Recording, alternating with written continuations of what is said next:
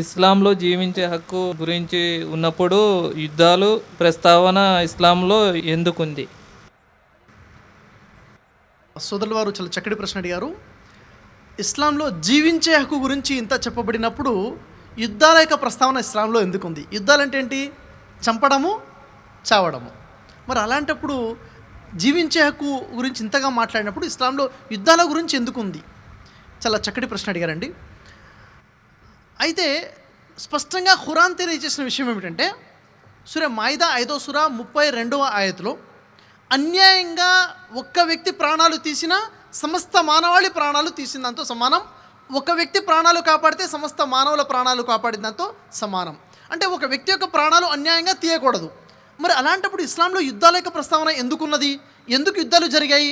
దీనికి సంబంధించిన చరిత్రను మనం చూసినట్లయితే, మక్కాలో ఎవరైతే ముస్లింలు ఉన్నారో అప్పుడే ముస్లింలుగా విశ్వాసులుగా మరి వారిని ముస్లింలని అక్కడ నుండి బహుదైవారాధకులు ముష్రికులు అనేక రకాలుగా హింసించడము, వారి మీద దౌర్జన్యం చేయడం మొదలుపెట్టారు. అనేక మందిని చంపడం మొదలుపెట్టారు. ఈ దౌర్జన్యానికి వారు చాలా సహనం వహించుకుంటూ ముందుకెళ్లారు. దాదాపుగా 13 సంవత్సరాల పాటు వారి మీద హింస కొనసాగింది, దౌర్జన్యం కొనసాగింది. ఆ తర్వాత ఎప్పుడైతే వారి మీద దౌర్జన్యం బాగా పెరిగిపోయిందో, హింస బాగా పెరిగిపోయిందో, వారు ధర్మ రక్షణ కోసము, ఆత్మరక్షణ కోసం యుద్ధం చేశారు. ఇస్లాంలో యుద్ధాల ప్రస్తావన ఉంది. ఇస్లాంలో మాత్రమే కాదు, మనం బైబిల్ని చూస్తే బైబిల్లో కూడా యుద్ధాల ప్రస్తావన ఉంది. భగవద్గీతను చూస్తే భగవద్గీతలో యుద్ధాల ప్రస్తావన ఉంది. మన భారతదేశ రాజ్యాంగాన్ని చూస్తే భారతదేశ రాజ్యాంగంలో కూడా యుద్ధం ప్రస్తావన ఉంది. ఉదాహరణకి బైబిల్లో మనం చూసుకున్నట్లయితే, బైబిల్ పాత నిబంధనలో ద్వితీయోపదేశకాండము 3వ అధ్యాయము, ద్వితీయోపదేశకాండము 7వ అధ్యాయము, ద్వితీయోపదేశకాండం 20వ అధ్యాయము, ఈ 3 అధ్యాయాల మొదటి వాక్యాలు చూసినట్లయితే యుద్ధాల ప్రస్తావన ఉంది. అదేవిధంగా బైబిల్ పాత నిబంధన సంఖ్యాకాండము 31వ అధ్యాయము 1 నుండి 18 వాక్యాలు చూస్తే అక్కడ యుద్ధ ప్రస్తావన ఉంది. దేవుని ప్రవక్త నుండి మూసా అలైహిస్సలాం యుద్ధం కోసం 12,000 మంది సైనికులను తీసుకుని వెళ్తున్నట్టు ప్రస్తావన అక్కడ మనకు కనబడుతుంది.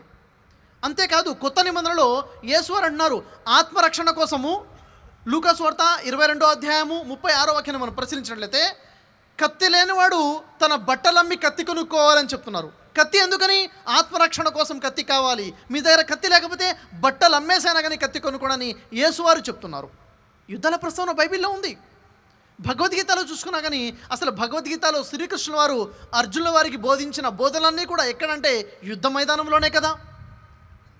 అర్జునుడు తన సహోదరుడితో యుద్ధం చేయనని వెనకడుగు వేస్తున్నప్పుడు శ్రీకృష్ణుల వారు యుద్ధం చేయాలి, ఇది నీ బాధ్యత అని ప్రోత్సహిస్తున్నట్టు శ్లోకాలు అనేక మనకు కనబడుతుంటాయి. భగవద్గీతలో 2వ అధ్యాయం 37వ శ్లోకాన్ని పరిశీలిస్తే శ్రీకృష్ణ వారు ప్రోత్సహిస్తున్నారు అర్జున వారికి యుద్ధం చేయాలనేసి.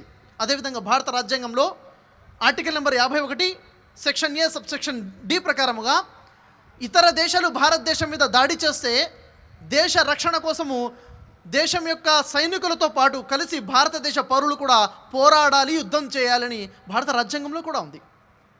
అసలు విషయం ఏంటంటే, యుద్ధం చేయాలని ఇస్లాంలో ఉంది, బైబిల్లో ఉంది, భగవద్గీతలో ఉంది, భారతదేశ రాజ్యాంగంలో ఉంది. కానీ యుద్ధ నీతి గురించి, యుద్ధంలో కావలసినటువంటి నియమాల గురించి స్పష్టంగా ఇస్లాం మాత్రమే బోధించింది.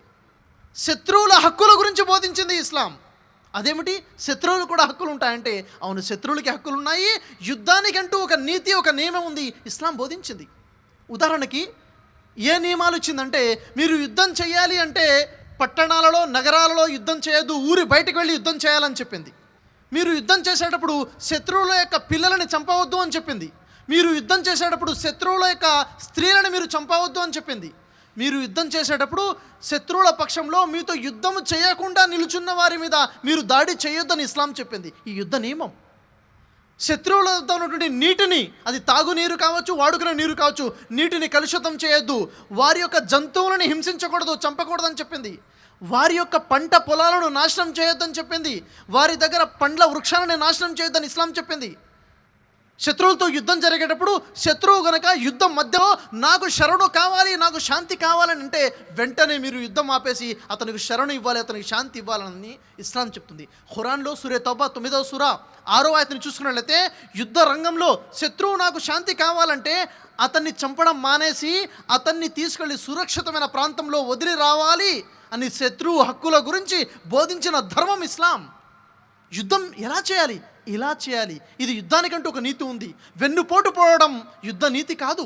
దౌర్జన్యం చేయడం యుద్ధ నీతి కాదు. ఇస్లాం యుద్ధం చేసే పద్ధతి కూడా నేర్పింది. ఇలాంటి పద్ధతి ప్రపంచంలో ఏ చట్టంలో, ఏ రాజ్యాంగంలో కనబడదు.